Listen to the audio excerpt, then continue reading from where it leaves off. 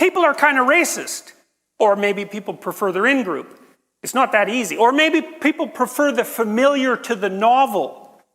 You know, that IAT that the social psychologists have come up with, implicit association test that measures unconscious bias. We don't know what the hell that measures. The people who invented that bloody thing, they know we don't know what it measures. They know it's not reliable.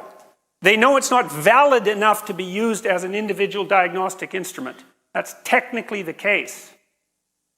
They also know that you can't train people out of their unconscious biases, because there is not much difference between unconscious bias and instantaneous perception. But they don't really care.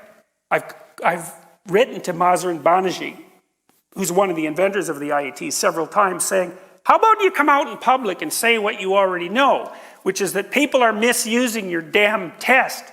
Silence. Well, that's partly because her discipline, social psychology, is a corrupt discipline, as the social psychologists have discovered over the last 4 years and been turning themselves inside out trying to rectify, which they haven't. Anyways, we're giving the devil his due. There's an infinite number of interpretations of the world, and it's highly probable that you'll lay a self-serving one on top of it. Yes, and also that it'll serve the interests of your group, however you define that. Yes, but it only accounts for a fraction of your behavior. There's all sorts of other things that work as well. And you don't get to reduce all human motivations to one motivation, power. And then you might also ask, well, why would you want to reduce all human motivations to power? It's so you can use power. That's why. You can justify the use of power. That's force. You don't have to engage in civilized debate. You don't have to give a damn about the facts, especially if you're not a postmodernist, because you don't believe in facts anyways. And you might ask, well, why don't you? Hey, I'm not kidding. I'm not kidding. Postmodernists don't believe in facts.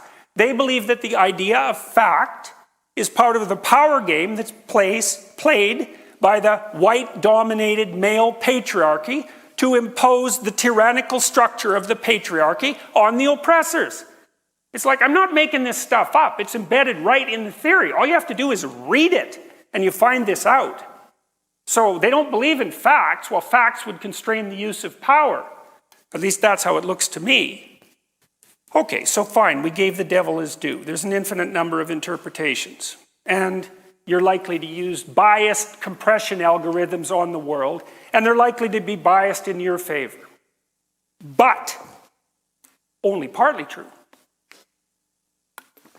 And the difference between an ideologue and a thinker is that a thinker knows the difference between things that are only partly true and things that are completely true. Things are complicated. Like, I like to think everything is as complicated as a military helicopter. You have to, I think it's 8 hours of maintenance to keep those things in the air for 1 hour, because they don't fly. They're rocks. They plummet. It's really hard to keep them in the air. And they're full of parts. And if you don't know all those parts, you don't go in there and monkey about with them, because you just wreck it. And that's just a helicopter. Like, everything is way more complicated than a helicopter, so you don't just go muck about in there hoping you're going to make it better. That isn't how it works. You need to be competent. All right, so look. Here's where the postmodernists are wrong. I think there's 3 places, and they're serious errors. The first is that there is an infinite number of interpretations, but there is not an infinite number of viable interpretations. There's a very finite number of viable interpretations, and I don't think that this is theory. I think that game theorists have already demonstrated this to some degree, and it's going to be built into AI systems very rapidly. Okay, so what are the constraints? Okay, first of all, you can't have an interpretation that leads immediately to your death or you're dead. Now, if you want to be dead, that's fine, but if you don't want to be, then you've got a lot of limited options, right? You don't get to run naked across an 8-lane freeway at night blindfolded, because probably you'll be dead. That's a bad interpretation.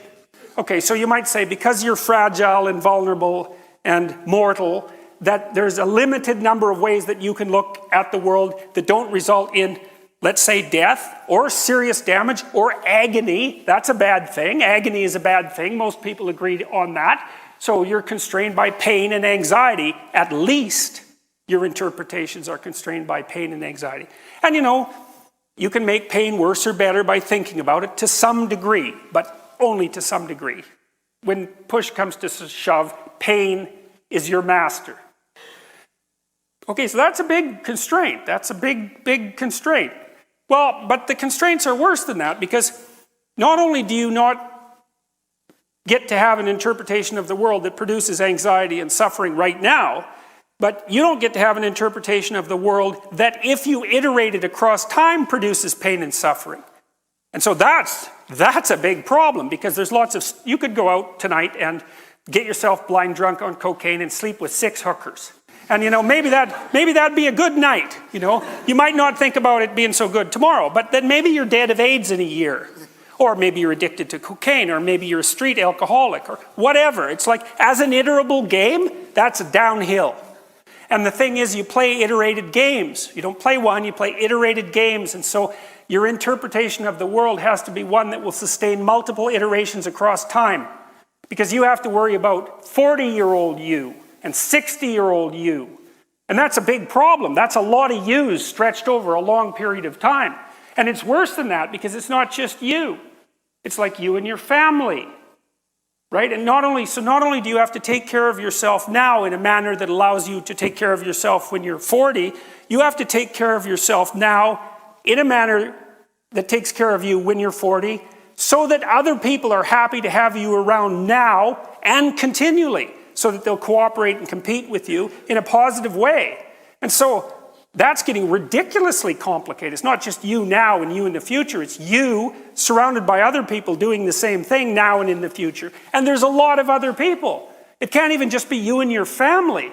Like the psychopathic burglar mob. That's just not going to go so well, right? Other people are going to object, and the world's going to object. And so fine, there's an infinite number of interpretations.